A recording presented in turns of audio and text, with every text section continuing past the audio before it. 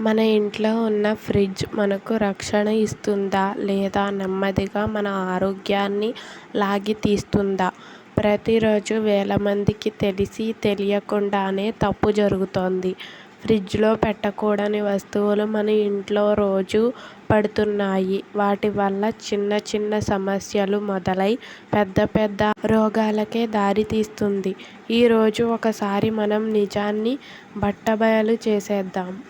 బంగాళదుంప నెమ్మదిగా విషం అయ్యే వంటకం. మనకు బంగాళదుంప అంటే ఎంత ఇష్టం. వేపుడు, చిప్స్, కర్రీ ఎక్కడ చూసినా బంగాళదుంప ఉంటుంది. కానీ ఒకసారి ఆలోచించండి, ఫ్రిడ్జ్లో పెట్టిన బంగాళదుంపల్లో స్టార్చ్ చక్కెర అక్రిలమైడ్ అనే విషపదార్థంగా మారుతుంది. ఈ అక్రిలమైడ్ ఏమి చేస్తుంది? నెమ్మదిగా బాడీ నర్వస్ని దెబ్బతీస్తుంది. చాలా కాలం తర్వాత క్యాన్సర్ వచ్చే అవకాశం పెరుగుతుంది. మీకు రుచిగా అనిపిస్తున్న ఆ కర్రీ మీ అంతరంగంలో నష్టం చేస్తున్నది. బంగాళదుంపలను కప్పులో గాలి తిరిగేలా ఫ్రిడ్జ్ బయట ఉంచండి. టమాటా రుచిపోయిన పండు కాదు, కడుపు శత్రువు. ఫ్రిడ్జ్లో పెట్టిన టమాటాను మీరు ఏ రోజు కట్ చేసినా అది ముద్దలా నీరు వచ్చేలా ఉంటుంది. అది రుచి కోసం కాదు, దాని సెల్ నిర్మాణం చల్లదనంతో పగిలిపోవడం వల్ల. ఫలితం మీరు వండే టమాటా పులుపు ఎక్కువగా అవుతుంది. అసిడిటీ, కడుపుమంట, గ్యాస్. మన రుచిని కోల్పోవడమే కాదు, ఆరోగ్యాన్ని కూడా కోల్పోతున్నాం. టమాటాకు ఫ్రిడ్జ్ అనేది శత్రువు. ఉల్లిపాయ ఫ్రిడ్జ్లో పెట్టుకుంటే అది కూరగాయ కాదు, ఫంగస్ హౌస్ ఉల్లిపాయ. ఫ్రిడ్జ్లో పెట్టితే ఏమవుతుంది? నీరు, ఆవిరి దానిపై చేరి ఫంగస్ వేగంగా పెరుగుతుంది. ఇది మన కడుపులోకి ఒక బాంబు. తినడం వల్ల కడుపులో ఇన్ఫెక్షన్, ఫుడ్ పాయిజనింగ్, గ్యాస్ మరియు ఇమ్యూనిటీ పడిపోవడం. ఉల్లిపాయలను ఎప్పుడూ బుట్టలో గాలి తిరిగే ప్రదేశంలో పెట్టాలి. వెల్లుల్లి ఔషధం నుంచి రుచిలేని చెత్తగా మారిపోతుంది. వెల్లుల్లి మన శరీరానికి ప్రకృతి ఇచ్చిన యాంటీబయాటిక్. కానీ మీరు ఫ్రిడ్జ్లో వేసి చూస్తే అది తడిగా మారి త్వరగా మొలకలు వస్తాయి. ఒక్కసారి మొలక వచ్చినా వెల్లుల్లిలోని మెడికల్ ప్రాపర్టీస్ 80% తగ్గిపోతాయి. వెల్లుల్లి పొడి గాలి, ఫ్రిడ్జ్ నాశనం. బ్రెడ్. ఇది పాడవకుండా కాదు, బ్రెడ్ను మృతదేహంగా ఉపయోగించుతుంది. ఎవరైనా అంటారు బ్రెడ్ ఫ్రిడ్జ్లో పెడితే పాడవదు అని. పాడవదు, నిజమే. కానీ అది జీవం లేని, పోషకాలు లేని రబ్బరు లాంటి ముక్క అవుతుంది.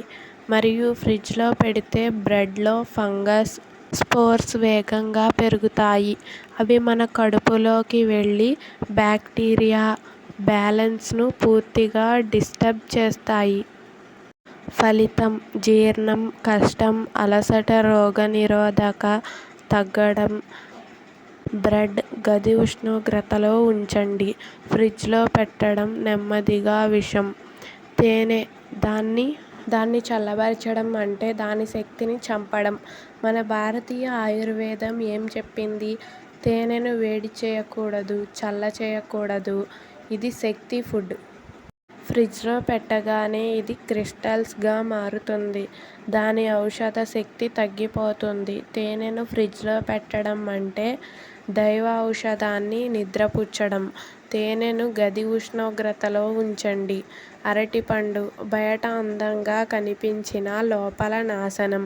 ఫ్రిడ్జ్లో పెట్టిన అరటిపండు నల్లబడిపోతాయి. అది చెడ్డ రుచికే కాదు, అందులోని ఎంజైమ్స్ అసమతుల్యానికి గురి అవుతాయి. ఫలితం డ్రైగా, పుల్లగా.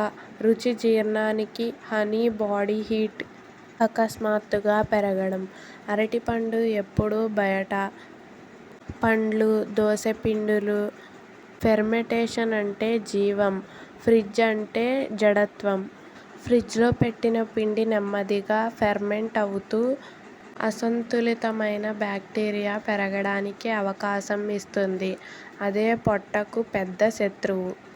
ఫ్రిడ్జ్ మన శత్రువు కాదు. అది తప్పుగా వాడితేనే శత్రువు. గమనించండి. ఆహారం ఎక్కడ పెట్టాలి? బంగాళదుంప చీకటి, గాలి. టమాటా గది ఉష్ణోగ్రత. ఉల్లిపాయ బుట్టలో పొడిగా. తేనె గది ఉష్ణోగ్రత. అరటిపండు బయట. బ్రెడ్ గది ఉష్ణోగ్రత. త్వరగా తినాలి.